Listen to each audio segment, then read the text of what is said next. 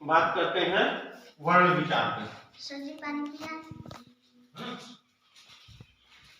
वर्ण विचार,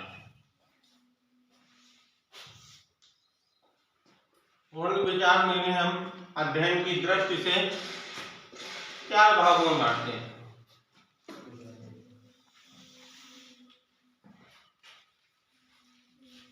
नंबर 1 के बाद स्पर्श।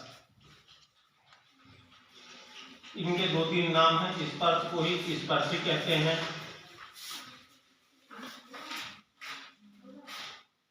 स्पर्शी इन्हीं को ही कहते हैं वर्गीय व्यंजन।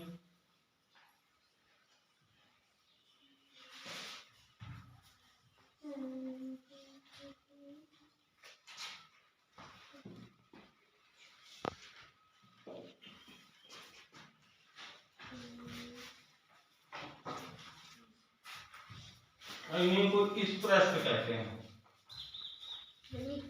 स्पृष्ट व्यंजन। इनका एक भाग हो गया पहला। दूसरा इन्हें अंत्यस्थ के रूप में देखते हैं, अंत्यस्थ व्यंजन। तीसरा इनको उष्ण व्यंजन भी कहते हैं।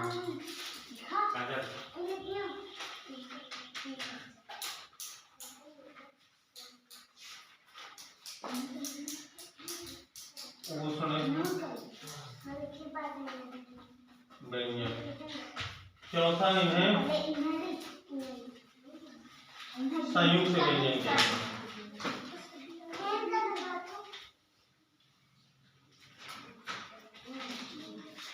संयुक्त व्यंजन।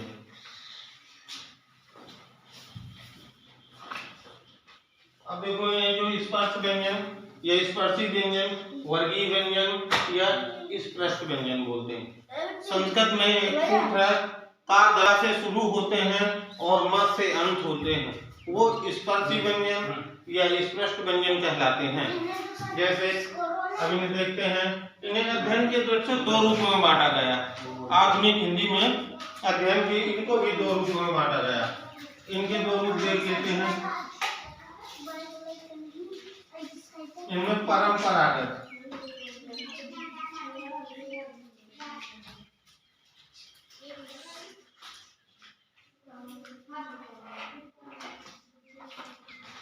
व्यंजन और ये आधुनिकता के आधार पर।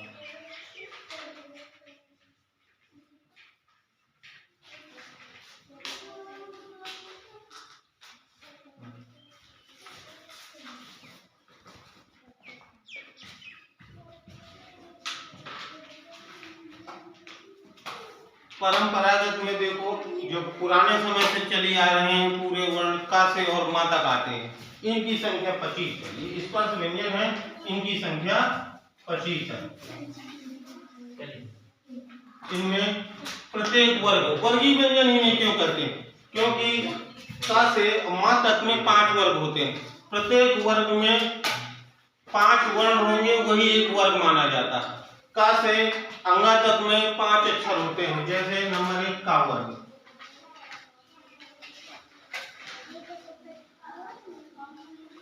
का वर्ग।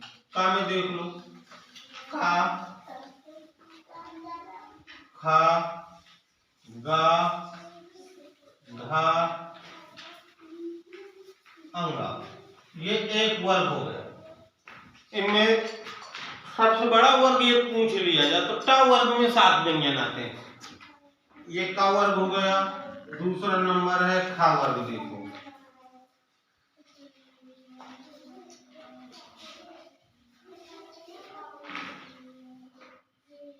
खा वर्ग में चा, छा, जा, झा, इया। ये तीसरा देखो टावर, टा,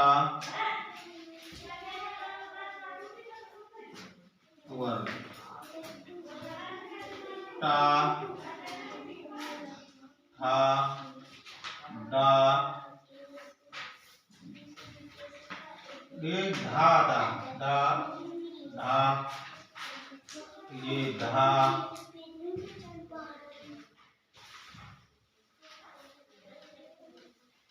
आड़ा। ये सबसे बड़ा वर्ग है। इस वर्ग में 7 वर्ण आते हैं, टा ठा डा और ये डा ये धा ये धा ये अड़ा। इनके नीचे ये नुक्ता लगा हुआ है। अब हम नुक्ता के बारे में आपसे आए हैं तो थोड़ा इस बिंदी के बारे में बात कर लें, जिससे स्पष्ट हो जाएगा। देखो हमारे हिंदी में 4 प्रकार की बिंदी चलती हैं। ये चारों बिंदियों को अपनी अपनी जगह विशेष महत्व है। देखो जैसे ये है, अब इसको शिरोरेखा बोलते हैं। इस खड़ी लाइन के ऊपर जो पड़ी लाइन है उधर इसको शिरोरेखा। जो शिरोरेखा के ऊपर बिंदी लगती है इस बिंदी को अनुस्वार कहते हैं। क्या कहते हैं? अनुस्वार।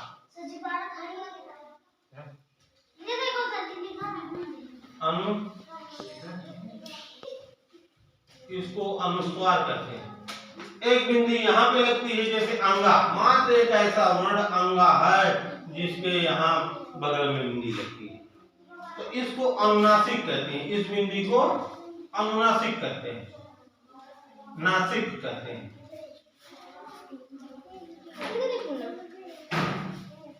नासिक एक बिंदी यहाँ नीचे लगती है, इस बिंदी को जो है हम ताड़न जात, उछाला हुआ या द्विगुण बोलते हैं। इसको जो है ताड़न जात।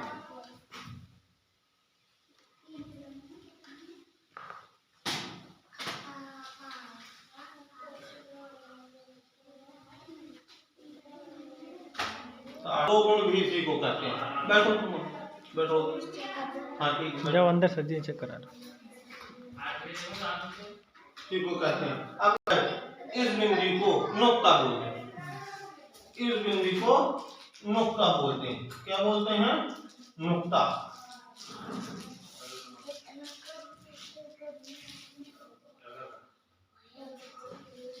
इसको अनुस्वार बोलेंगे जो ऊपर लगती है शिरोरेखा में, जो बगल में लगती है इस तरफ इसको नासिक बोलते हैं। नीचे ये ताड़न जात इसको बोलते हैं, उछाला हुआ, फेंका हुआ।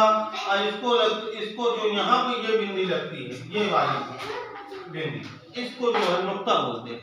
ये नुक्ता की परंपरा राजा शिव प्रसाद सितारे ने हिंदी में चलाया, हिंदी में दिया।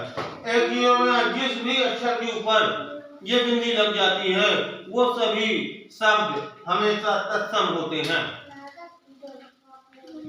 इस बिंदी को 2 तरह से भी लिखा जा सकता है। जैसे अब हम थोड़ा मिलाते हैं, आपसे इस बारे में बात कर ली, इस बिंदी के बारे में।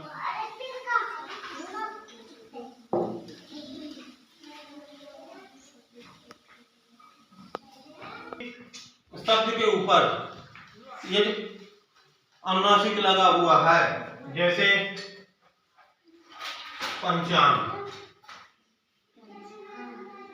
देखो पंचांग में पा के ऊपर अनुनासिक लगा, इस बिंदु को अनुनासिक कहते हैं।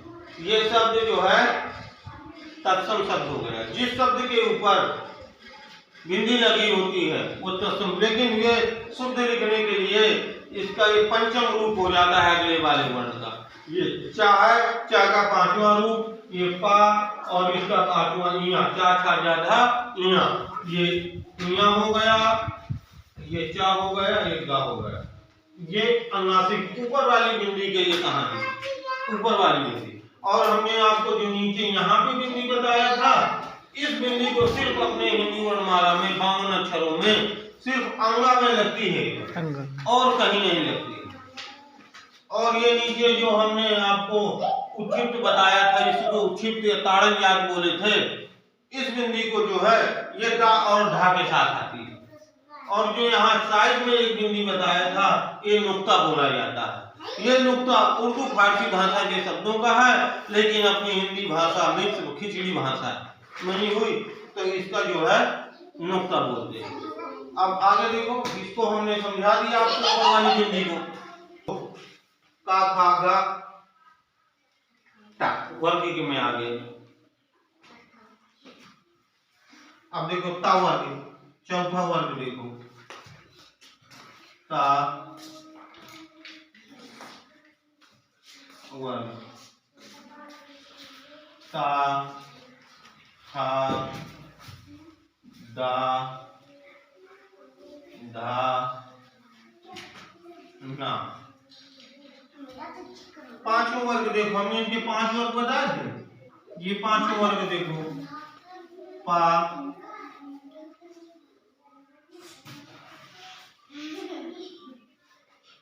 पा खा बा बा मा। ये परंपरागत 25 स्पर्श व्यंजन हो गए। ये परंपरागत व्यंजन है, इन्हें परंपरागत 25। अब आधुनिक हिंदी में हम इनको जो है 16 व्यंजन मानते हैं। ये 16 कितने 16, ये 16 आए कहां से? 4 वर्गों को छोड़ दिया जाए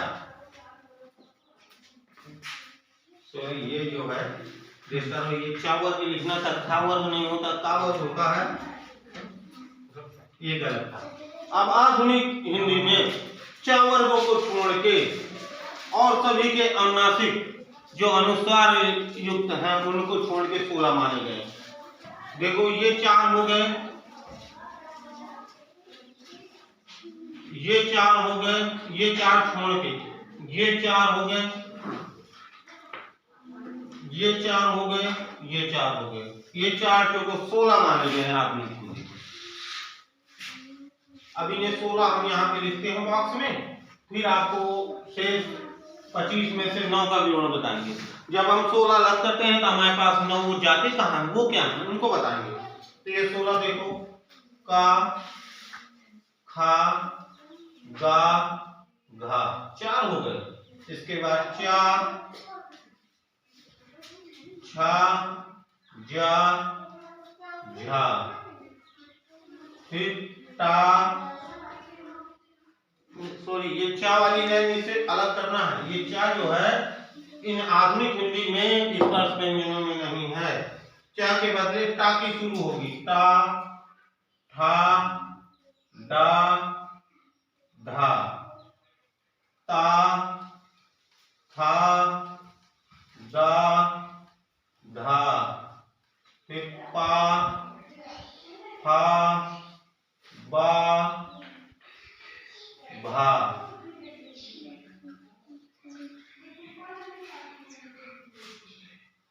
ये भा, ये 4 चौको 16 वर्ण हो गए आदमी। अब हमारे बच्चे कितने देखो, अब ये कहाँ गए, ये चा के 4 वर्ण कहाँ गए, ये चारों चा के। और आप लोग पूछोगे कि सर ये अंतिम वाले अंगा हो गया, इना हो गया, आड़ा हो गया, ना हो गया, माँ हो गया, ये कहाँ गए? ये अनुनासिक। और ये चा छा इया और इया, चा छा वाली लाइन और ये लाइन, ये 9 ये 4 हो जाते हैं, 5 ये हो जाए 9 वर्ण। ये संघर्ष स्पर्शी कहलाते हैं। इन्हें खाली स्पर्श व्यंजन, स्पर्शी व्यंजन, वर्गीय व्यंजन कहते हैं। ये 16 अक्षर, लेकिन इन्हीं में ये चा वाली लाइन और ये इन्हें संघर्ष स्पर्शी क्यों कहते हैं कि हमेशा तुम कहो चा, इनमें जीभ हमारी संघर्ष करती है। मुख प्राण वायु से निकलने वाली हवा जो है अवरुद्ध कहती है, इन्हें जीभ जो है संघर्ष करती है। वैसे भी व्यंजनों को तुम्हें साधारण रूप से बताया गया है कि परतंत्र होते हैं, पराधीन होते हैं और रोध सहित होते हैं। व्यंजन हमेशा इनके उल्टा स्वरों को हमने बताया था कि स्वतंत्र होते हैं, इनमें किसी का अवरोध नहीं होता। लेकिन व्यंजन में हमेशा स्वरों का अवरोध, बिना स्वर की सहायता से व्यंजन का उच्चारण नहीं किया जा सकता शुद्ध रूप से। इसलिए व्यंजन परतंत्र होते हैं, पराधीन होते हैं और रोध सहित होते हैं। तो इन्हें उच्चारण करने में जीभ जो है चा, जीभ हमारी ज्यादा अवरोध मात्रा होती है, संघर्ष करती है। इसी तरह अंगा इया, इनमें से नाक का अवरोध, नासिक है, इनमें नाक अवरोध पैदा होती, नाक में अधिक जोर पड़ता, और ये इनमें जीभ का अधिक जोर पड़ता, इसलिए इन्हें संघर्ष स्पर्शी कहा गया। अब ये संघर्ष स्पर्शी व्यंजनों पे बात करते हैं, इसको मिटाते हैं, फिर आपको संघर्ष स्पर्शी व्यंजन बताते हैं।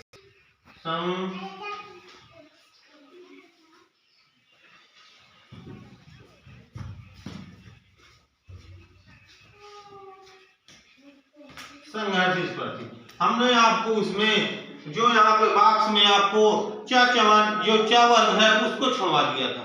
संघर्ष स्पर्शी में देखिए ये चा वर्ग चा, छा, जा, झा, ये संघर्ष स्पर्शी 4 वर्ण हो गए। इन्हीं में से सभी लाइन का हमने पंचम अक्षर जो है उनको छुड़वा दिया था। तो पंचम अक्षर देख लो, अंगा, इया, आड़ा, ना और मां, ये 5 हो गए। 4 ये हैं, 5 ये हैं, 5 4 ये 9 वर्ण हो गए। कितने हो गए ये? 9। और यहाँ पे हमने आपको आधुनिक हिंदी में 16 बताया, तो 16 9 25 हो गए। हमने आपको 25 जो ये स्पर्श व्यंजन हुए थे 25 हो गए, ये 25 स्पर्श व्यंजन बताया था। 25 को 2 रूपों में बांटा गया, स्पर्श व्यंजन या स्पर्शी व्यंजन या वर्गीय व्यंजन, इन्हें 2 रूपों में बांट गए। अब ये संघर्ष स्पर्शी कहलाते हैं। कभी कभी परीक्षक जो है पेपर बनाने में कोई 2 वर्ण रख देगा, अब पूछ लेगा कि संघर्ष स्पर्शी कौन है। आप लोगों को तो का से मां तक पता है, का दयो न मां वसान्यो, का से मां तक पता है कि ये स्पर्शी व्यंजन होते हैं। तो आप उसी ने जैसे पेपर बना दिया, उसने एक में आपको का खा दे दिया, दूसरे में चा छा दे दिया, विकल्प में एक विकल्प में का खा, दूसरे में आपको चा छा दे दिया, तीसरे में आपको टा ठा दे दिया, चौथे में ता था दे दिया। अब पूछ लिया कि संघर्ष स्पर्शी व्यंजन है, तो आपको तो सिर्फ स्पर्शी पता है, तो आप तुक्का मार के आओगे भगवान भरोसे कि ये हमारा सही है, जबकि ऐसा नहीं है। संघर्ष स्पर्शी ये है और ये तीनों और स्पर्शी, इन्हें स्पर्शी या स्पर्श या स्पर्शतम या वर्गीय व्यंजन कहते हैं। इन्हें मात्र इसमें संघर्ष स्पर्शी क्या और छा है। ऐसा परीक्षक पेपर बनाने वाला जो है कभी कभार पूछ लेता है, इसलिए विस्तार से इनका अलग से वर्णन करना जरूरी है। जो हमने बताया है ये 9 वर्ण संघर्ष स्पर्शी होते हैं। आइए अब आगे इनके कुछ और बात करते हैं। नंबर में हम आपसे बात करते हैं अंत्यस्थ व्यंजन। अंत्यस्थ में 4 वर्ण, कितने हमने बताया है? 4 वर्ण है अंत्यस्थ में। ये कितने हैं? 4। और वो कितने हैं? ये भी बाकी आपसे स्पर्श व्यंजन में। अब आइए दूसरा प्रकार है हमारा अंत्यस्थ व्यंजनों का। अंत्यस्थ व्यंजन इनकी संख्या 4 है। तो ये 4 देखिए, इनकी 2 प्रकार से हैं। नंबर 1 प्रक्रिया प्रधान है और दूसरा उनका जो है तो व्याकरण प्रधान है, इनकी उत्पत्ति के आधार पर है। तो पहले इनकी उत्पत्ति के आधार पर देखते हैं। उत्पत्ति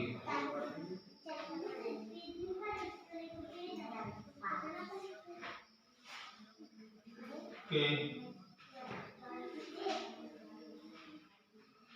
आधार पर, उत्पत्ति के आधार पर, उत्पत्ति के आधार पर या वा रा ला, ये उत्पत्ति के आधार पर हो गए। अब इसे देखिए प्रक्रिया प्रधान में, देखिए प्रक्रिया प्रधान में, प्रक्रिया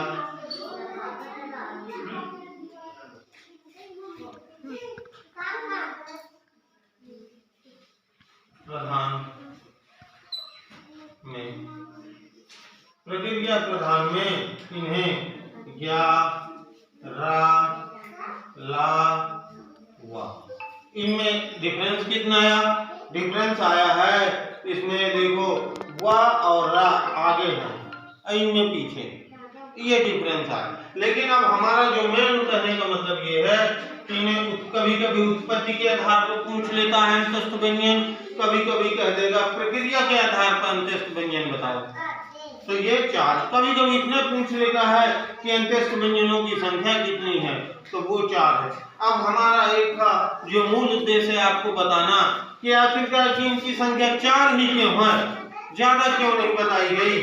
तो उसका कारण ये है कि जिन व्यंजनों के उच्चारण में या पुकारने में हमारे मुख से वायु बाहर नहीं निकलती है, अंदर अंतः में रह जाती है, नाभि से उठती है और कंठ तक आती है, अंदर बनी रहती है, वो अंतस्थ है।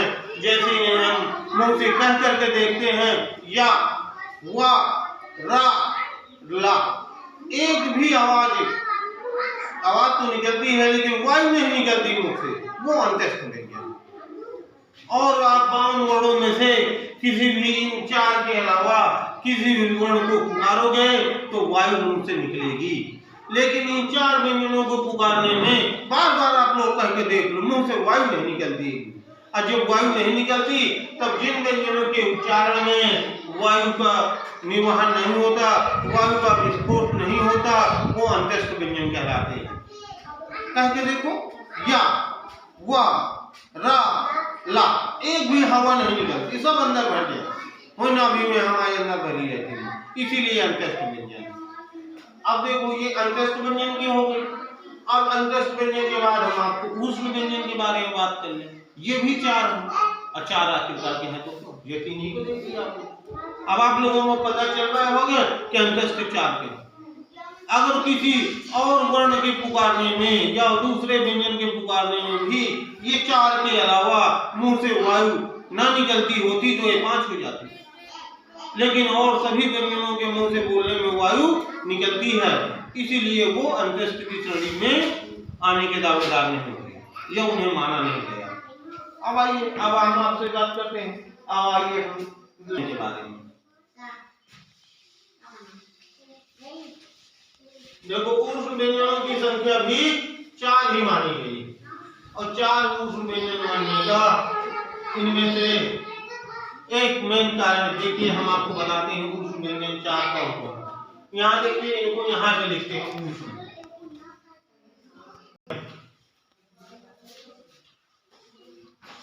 उनके ऊष्म व्यंजन में तीनों सा आते हैं जिन्हें हम सकार बंध कहते हैं, सा खे सा हा, ये चार होते हैं, सा खे सा हा। इन तीनों सा को सकार बंध कहते हैं। इन तीनों के अलग अलग उच्चारण स्थान भी हैं। अब हम आगे बताएं या आपको यहीं पे बता दें। देखिए सुन ले, ये तालु सा है, ताला जैसे क्या है, तालु, इसको तालु से पुकारते हैं।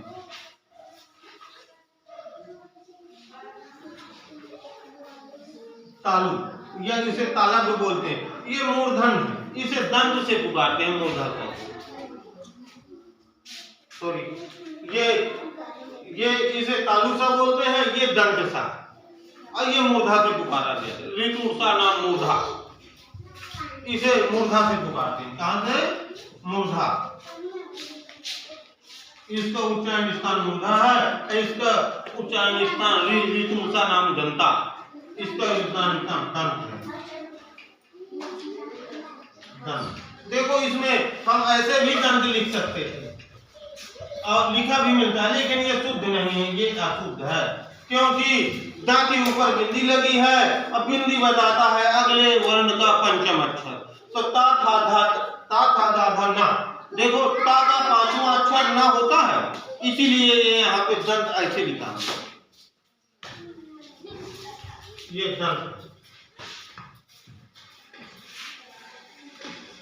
इसको दंतिनों सा। और ये हा का जो है अलग से, इसको अगर पूछो तो अहिल्य व्यंजन या काकल्य व्यंजन कहते हैं, इसका नाम अहिल्य व्यंजन।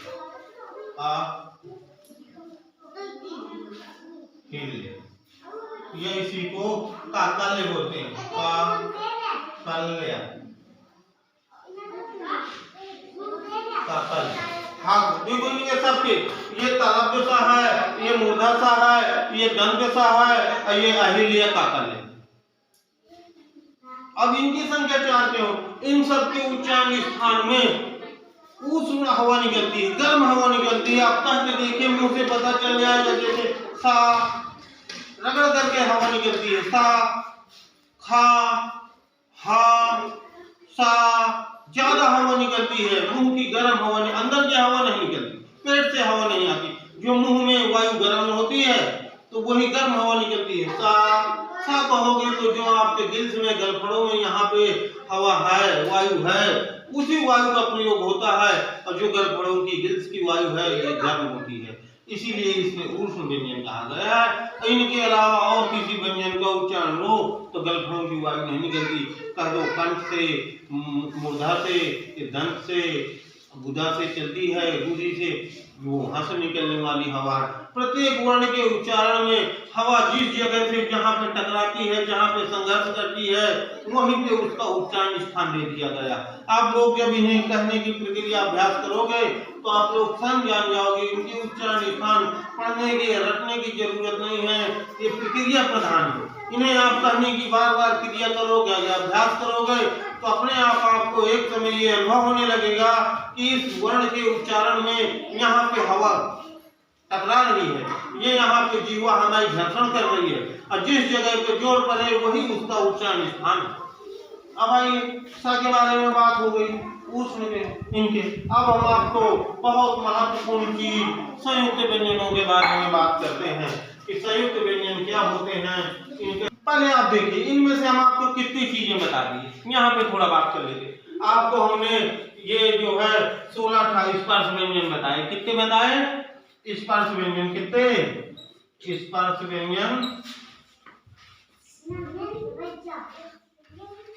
स्पर्श व्यंजन हमने आपको बताया है 16। इसके बाद संघर्ष स्पर्शी बताया है कितने?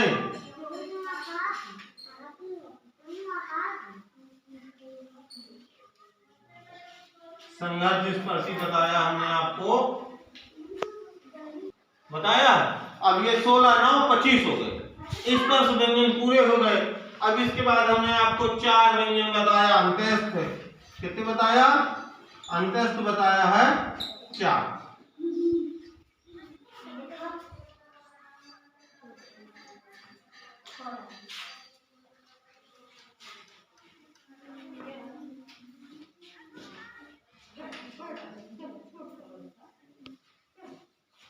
अंत्यस्थ व्यंजन बताया है 4। फिर हमने आपको बताया है अंत्यस्थ के बाद उष्ण व्यंजन भी 4 बताया। उष्ण व्यंजन,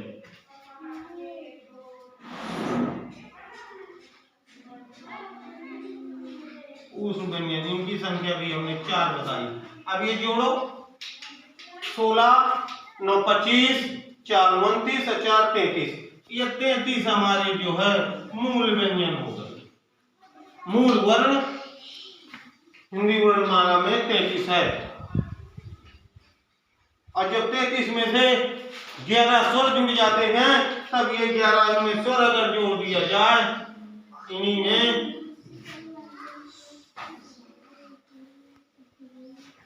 स्वर, कितने स्वर जोड़ दिए जाए? जो मूल स्वर है 11, तो 11 स्वर जोड़ दिए जाए तो ये 44 हो जाते हैं। 44 स्वर। अब आगे हम आइए, अब आपको अब आगे संयुक्त व्यंजनों के बारे में बात करते हैं। अब इनको यहाँ से थोड़ा हटा दें और संयुक्त तो यहाँ लिख लें, फिर आपको विस्तार से उसके बारे में बताते हैं। सोचा होगा कि 4 ही क्यों है संयुक्त वर्ण, इसका कोई ना कोई कारण तो होगा। वैसे आपने देखा है सैंपल में आपको दिखाई दे होंगे बहुत से संयुक्त वर्ण हमने लिख दिया, लेकिन यहाँ पे हमेशा ऊपर अगर संयुक्त वर्ण पूछे जाते हैं किताबों में या परीक्षाओं में, इनकी संख्या पूछी जाती है तो 4 ही क्यों माने जाते हैं। आइए संयुक्त व्यंजन के बारे में बात करते हैं।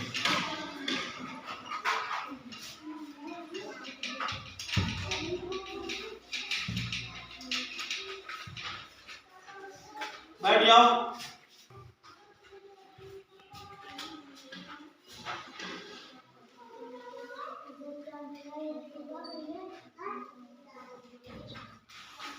ये संयुक्त वर्ण 4 है।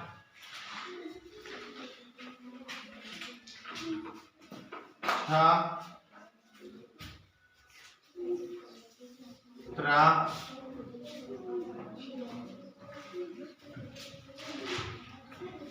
ज्ञा त्रा, ये संयुक्त वर्ण 4 है। अब देख रहे दो व्यंजन और एक स्वर से मिला हुआ वर्ण हमेशा संयुक्त वर्ण होता है। कोई भी संयुक्त वर्ण ऐसा नहीं है जो एक व्यंजन और एक स्वर से मिला हो। संयुक्त वर्णों की परिभाषा ही यही है, जिसमें दो व्यंजन हो और एक स्वर हो, वो संयुक्त वर्ण कहलाता है। देखिए तो ये का, ये हालांकि इससे स्वर अलग हो गया, हमने लगा दिया, और ये जो है ये सा, इससे हलंत लगाया, इससे स्वर अलग हो गया, और ये स्वर जोड़ दिया आ। अब ये बन गया, क्या बन गया? ये छा बन गया। अब इसे त्रा को देख लो, ये ता हो गया, ता से हलंत लगाया, स्वर को अलग किया। अब ये रा हो गया, रा से हलंत लगाया, स्वर अलग हुआ, और ये यहाँ पे स्वर जोड़ दिया, तो ये हमारा त्रा हो गया। त्रा के बाद ज्ञा देख लो, ज्ञा, ज्या प्लस ज्या से ये अलग करो, स्वर अलग कर दिया हमने, और ये इया, इया से स्वर अलग करो, और ये आ हो गया, ये हमारी इया बनती है। अब इसको बहुत से लोग, हमेशा लोग अपनी आम बोलचाल की भाषा में इसको हम ज्ञान बोलते हैं, ज्ञा से लिखा, इसको ज्ञान बोलते हैं, ये ज्ञान बोलते हैं, जबकि ये ज्ञान नहीं है। ज्ञान तो अपना ये है, इसको ज्ञान, ये है ज्ञान, ज्ञान इसको बोलेंगे। ये क्योंकि आप इसकी उत्पत्ति देख लो, ज्या और या और आ से हुई थी, ज्या हुआ ना, इसको ज्ञान पढ़ो ना, ज्ञान। ज्ञान क्यों पढ़ते हो? ज्ञान तो ये है अपना, तो ये ज्ञान है। ये अशुद्ध अपने बोलचाल की भाषा में इसकी इतनी ज्यादा अशुद्धि हुई है कि सब लोग 80% लोग कम जानकारी होने के नाते या उच्चारण सही नहीं करते, हमेशा इसको ज्ञान को ज्ञान बोलते हैं, जबकि ये ज्या है, ज्या। ज्या अलग है, ज्या अलग है, और ज्ञा अलग है, ये ज्ञान है। तो अब समझिए, इसलिए इसको ज्ञा को हमेशा जो है ज्या, इया और आ मिलके ज्ञा बनता है, इसलिए इसको ज्ञान पढ़ेंगे।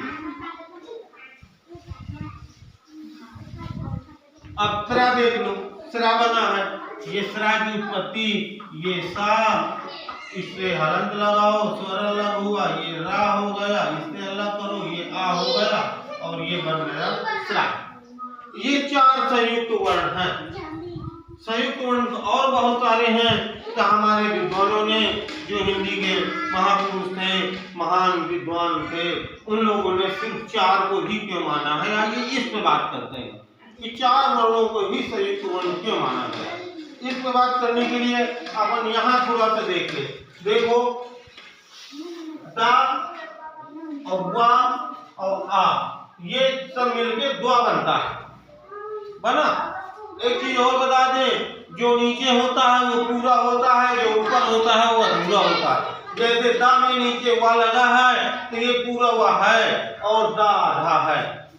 तब इसमें जैसे ये दा है, दा के नीचे धा है, तो ये धा पूरा माना जाएगा, दा अधूरा है, आधा। नीचे वाला पूरा होता है, ऊपर वाला अधूरा होता है हमेशा। जैसे देखो यहाँ पे ये क्रा है, ये क्रा में जो है पूरा रहा है और आधा का है। इसी तरह जैसे ये कार्य, देखो कार्य में ये रावण जी जो ऊपर ना निकला है, ये आधा, और जो नीचे होता है वो पूरा होता है। तो इसी तरह दा में धा लगा है तो धा पूरा है और दा अधूरा है, आधा है। आइए इन वर्णों को आपने से थोड़ा बात करते हैं। जैसे द्रा है, द्रा में ये रा है तो ये पूरा है, और ये दा है, तो ये ग्रा हो गया। अब इनसे मिलने वाले शब्द देखो, जैसे द्वारा है, शांत हो जाओ।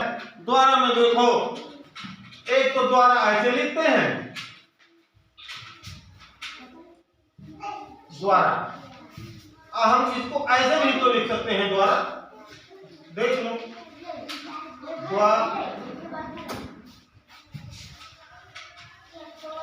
द्वारा, ये भी तो द्वारा है, ये भी सही है। लेकिन देख लो क्या इनसे मिलने वाले शब्द भी ऐसे लिखे जाएंगे, जैसे ये कक्षा है, देखो ये कक्षा है, ये कक्षा हो गई।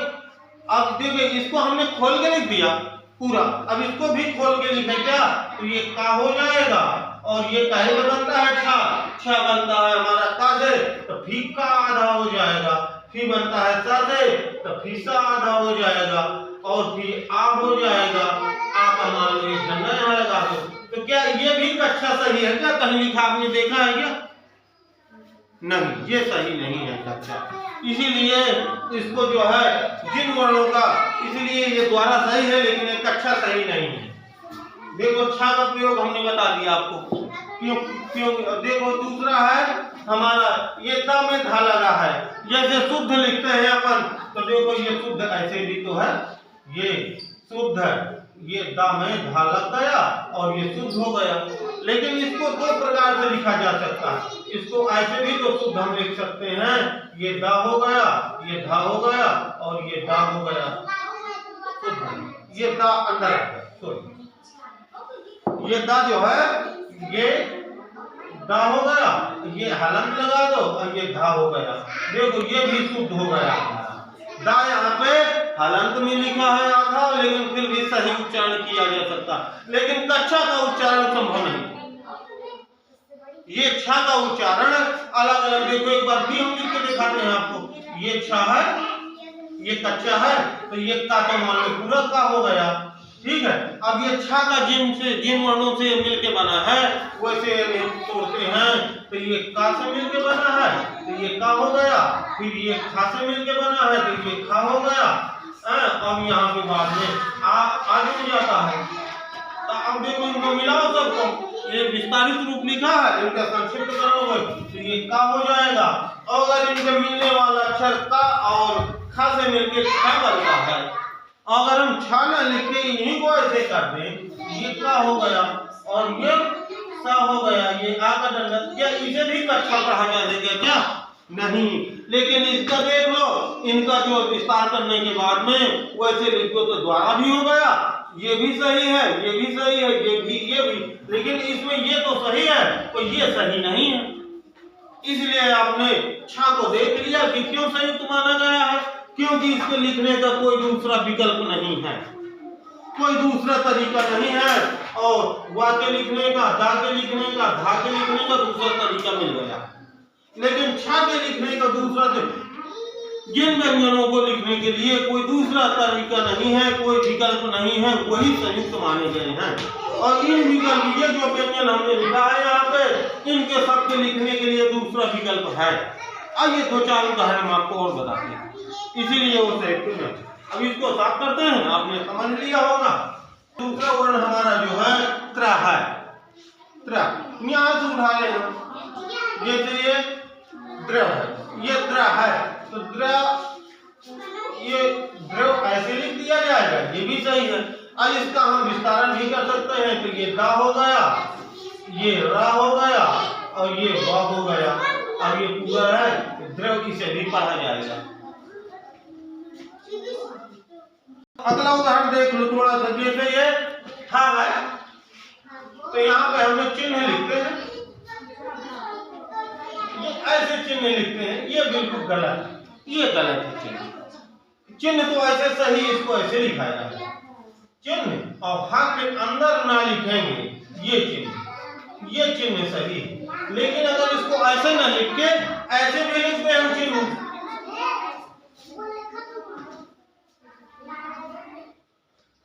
ये भी सही है चिन्ह। देखिए इसके लिखने का भी दूसरा तरीका हो गया, लेकिन हमें कक्षा के लिखने का दूसरा तरीका नहीं मिला। जिन वर्णों के लिखने का दूसरा तरीका नहीं मिलता वही है, जैसे ये इसमें देख लो, कोई भी री वाला देख लो, री में जैसे यहाँ पे हृदय है, तब देखो ये री लगी और ये दा हो गया और ये हृदय हो गया। लेकिन अगर इसी को जो है हृदय में देखो, ये री आ गई, इसमें री नहीं आई है, लेकिन ये भी संयुक्त वर्ण है, ये समझिएगा। तो इसको दो तरीके से लिखा जा सकता है, ये हा हो गया, ये हा हो गया, ये री हो गई, ये दा हो गया, ये या हो गया। अब ये भी हृदय है, हृदय, ये भी सही है और ये भी सही है। इसके अंदर नहीं है, जब री निकाल लेंगे तो ये आधा बचेगा। हाँ, जैसे इसको देखो, इसमें हास्व है, ह्रास्व, ये है ह्रास्व। अब ह्रास्व को देखो, इसमें ये हा हो गया, ये हलंत लग गया, ये रा हो गया, ये स्व हो गया, ये वा हो। ह्रास्व, इसको भी ह्रास्व पढ़ेंगे, इसको भी ह्रास्व पढ़ेंगे। लिखने का दूसरा तरीका मौजूद हो, लेकिन जिन शब्दों में जिन ये चार वर्ण ऐसे हैं कि ये जिन अक्षरों में आते होंगे उनमें जो है लिखने का दूसरा विकल्प मौजूद नहीं। और जहाँ पे दूसरा और कोई तरीका लिखने का या पढ़ने का उपलब्ध न हो, जिन वर्णों में वही वर्ण संयुक्त वर्ण माने जाते हैं। जैसे हमने जी कक्षा के उदाहरण में आपको बताया, ये वैसे तो अगर हम इनको सबको संयुक्त मान ले तो बहुत सारे वर्ण हो जाएंगे संयुक्त में, लेकिन इन्हें सबको क्यों नहीं माना गया वो आप समझ गए होंगे। क्या समझ गए आप लोग कि इनके लिखने का कोई ना कोई दूसरा विकल्प मौजूद है, उपलब्ध है, इसीलिए इन्हें संयुक्त की श्रेणी में रखा नहीं गया है। लेकिन इन वर्णों के लिखने का दूसरा विकल्प उपलब्ध नहीं है, इसीलिए सिर्फ 4 ही वर्ण हैं 52 वर्णों में जिन्हें संयुक्त की श्रेणी में रखा गया। समझ लिया आप लोगों ने? धन्यवाद। कल हम आपको फिर अगले वीडियो में मिलते हैं।